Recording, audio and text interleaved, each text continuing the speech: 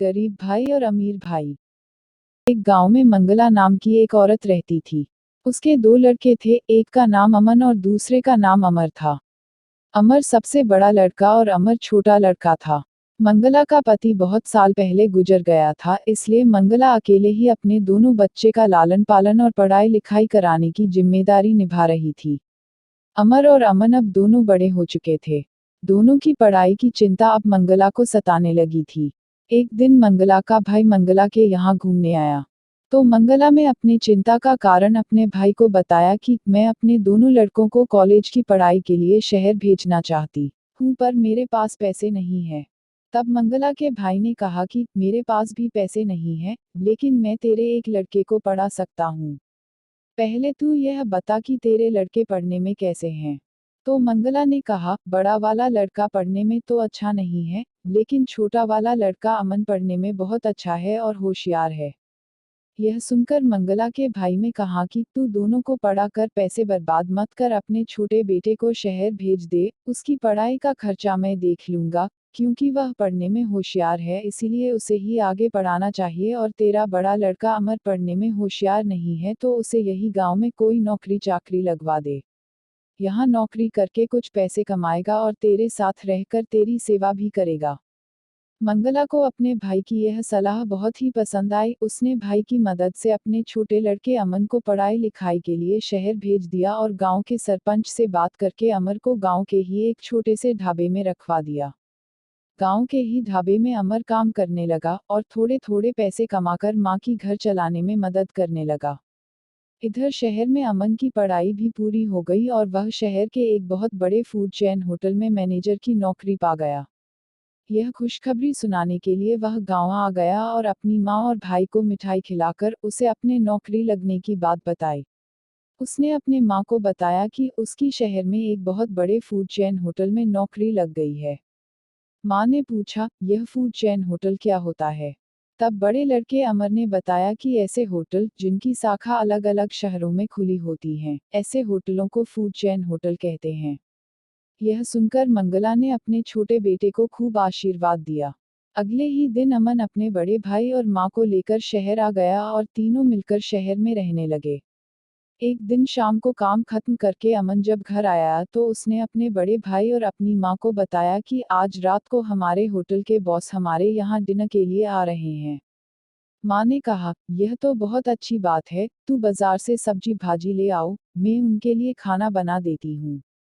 तो अमर ने माँ को मना कर दिया कि माँ, तेरी तबीयत ठीक नहीं रहती है, इसलिए अमन के बॉस के स्वागत के लिए मैं खाना बना दूंगा।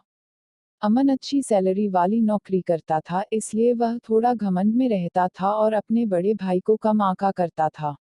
उसे लगता था कि उसके भाई को कुछ नहीं बनता और वह हमेशा गरीब का गरीब ही रहेगा।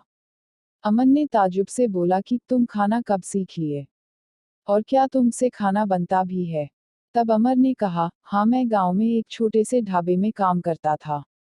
वहां रहकर मैंने खाना सीख लिया, तुम चिंता मत करो, तुम्हारा बॉस जब मेरे हाथ का बना खाना खाएगा तो उंगलियां चाटता रह जाएगा। तभी दरवाजे का डोर बेल बाजार तो अमर ने कहा, देखो अमन, लगता है तुम्हारे बॉस आ गए हैं। मैं दरवाजा खोलता हूँ। अमन ने तुरंत अमर को रोका और कहा कि तुम्हारे पास कपड़े पहनने के सलीके नहीं है। तुम गरीब और अनपढ़ की तरह कपड़े पहनते हो, इसलिए तुम दरवाजा मत खोलना, वरना बॉस को लगेगा कि हम लोग कितने पिछड़े लोग हैं। और जब तक बॉस रहेंगे तो तुम बॉस के सामने मत आना, किचन में ही रहना। अमर को अमन की बातें सुनकर थोड़ा सा बुरा लगा, लेकिन फिर उसने सोचा कि उसका भाई पढ़ा लिखा है तो सही बोल रहा होगा।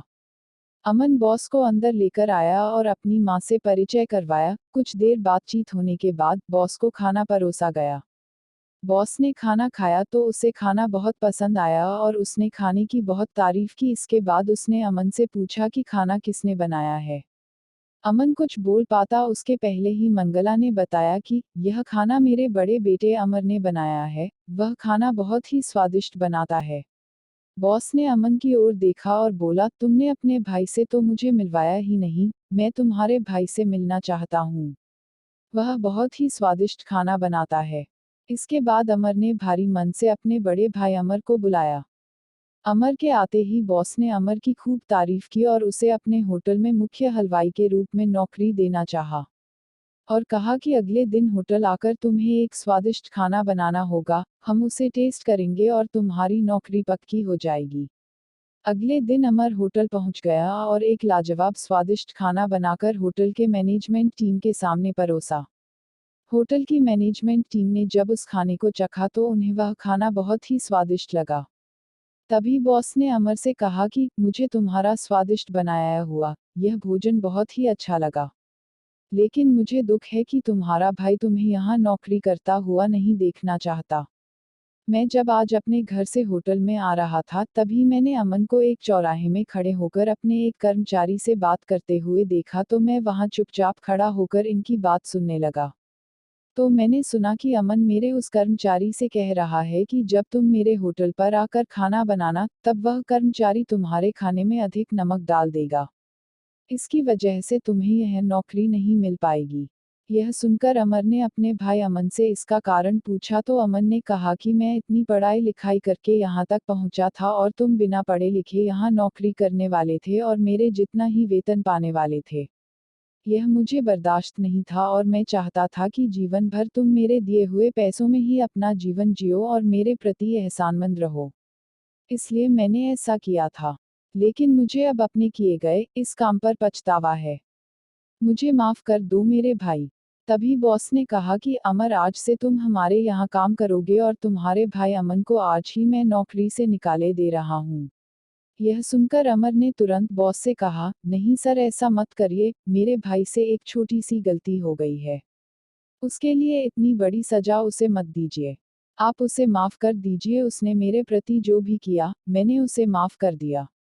अमन ने जब यह सुना तो वह रो पड़ा और अपने भाई के पैरों में गिर गया। इसके बाद दोनों भाई हंसी खुशी उस होटल में काम करने लगे और हंसी खुशी उनका जीवन बीतने लगा।